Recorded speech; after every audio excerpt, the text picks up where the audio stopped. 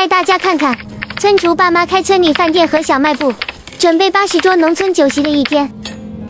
听起来老爸已经赶早市回来了。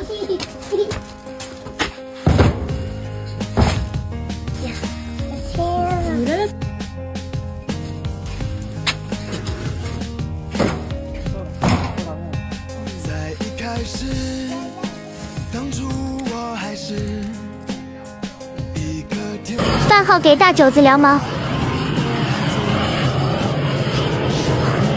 老规矩，先焯水。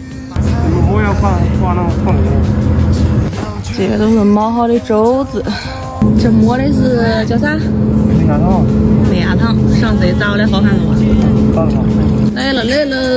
这个几块？那个，把你进的这个几块的巧克力。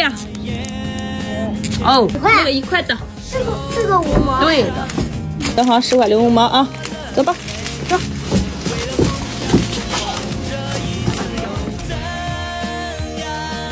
磨好的搁这晾晾，待会儿炸。开始炸腐竹。有粉丝留言跟着肖腐竹叫乘坐，怎么都炸糊了？这里要注意温度达到后，炸的时候一定要调小火哦。端到屋里，接着给肘子过油。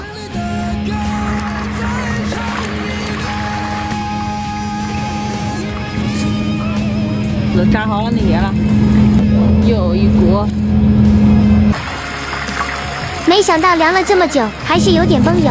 俺爹怕崩着我，又把我发配到小卖部卖东西去了。这是村里少见的宠物狗。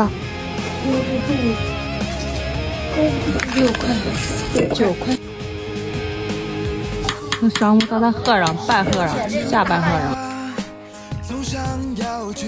还有点硬的了，这个冷天。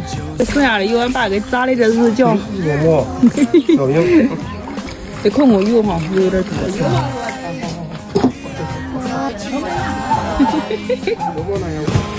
这样。这时路过的邻居过来帮忙了。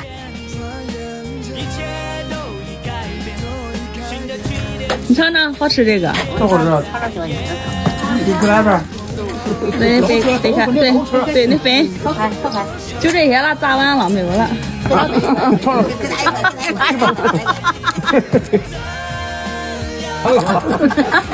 这个给老胡那吃吧，这个你吃吧。我就给他吃去。那咱们你吃啥？我还有2条粮。